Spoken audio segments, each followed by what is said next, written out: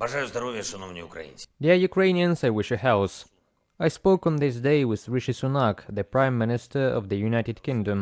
First of all, I'm grateful to him and to all world leaders who condemned the brutal murder of our soldier, the murder that the occupiers boasted about. The occupiers will feel what it means when the world condemns them.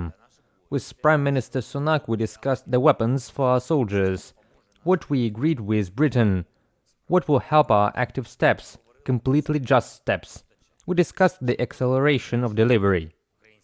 The more far-reaching Ukrainian actions are, the sooner Russian atrocities will end.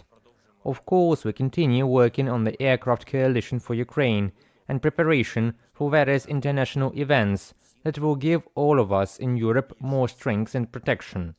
On April 14th, I held a meeting on Euro-Atlantic integration, on the inevitability of combining the potentials of Ukraine and NATO. The meaningful meeting.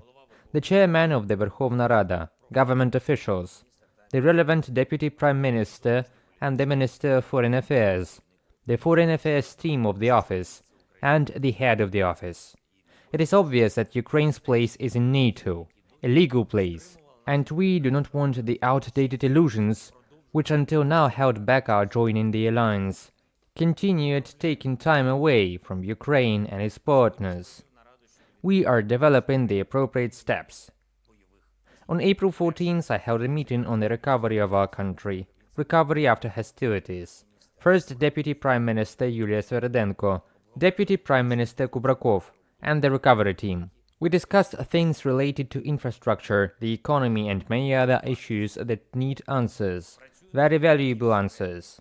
We work both within the country and with partners for the sake of systemic reconstruction, for the result to meet the expectations of our society, rather high expectations. I am sure we will do everything. During the day I was in contact with the military, held a meeting with Ukraine's Security Service Chief Maluk, and a meeting with Defense Intelligence Chief Budanov. The key is the constant destruction of the occupiers. This is the damage to their logistics and any potential in the occupied territories. This is the preparation of our active steps. This is counter-assault work. And I thank all our soldiers who ensure this, who remember that for every Russian attack on our cities and villages, on our positions, for every killing of Ukrainians, the occupier must suffer the most tangible losses.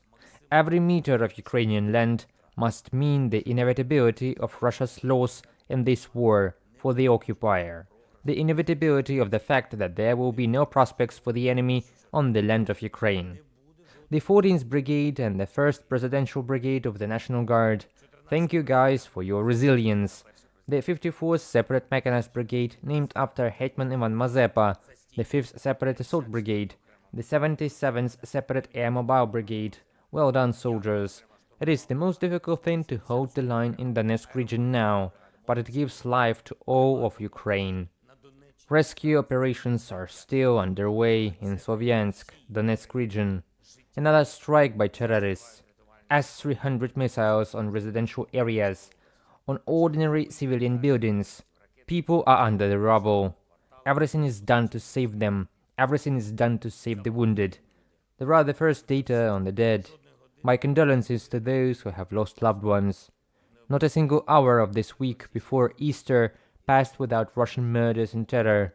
This is an evil state and it will lose. To win is our duty to humanity as such, and we will win. And one more, something about which a decision has been needed for a long time. Mikhail Saakashvili's life now depends not on a political, not on some personal, but purely on ethical decision, which has a clean and solid legal basis. If a person needs medical help, if life depends on it, then this step is necessary. I know that Mikhail's lawyers have now submitted an urgent appeal to the European Court of Human Rights to provide him with proper treatment, and it seems that this is the only way to save his life. Thank you to everyone who resists evil together with Ukraine. Glory to all our soldiers who are now fighting for the state and people. Glory to Ukraine. Слава Україні!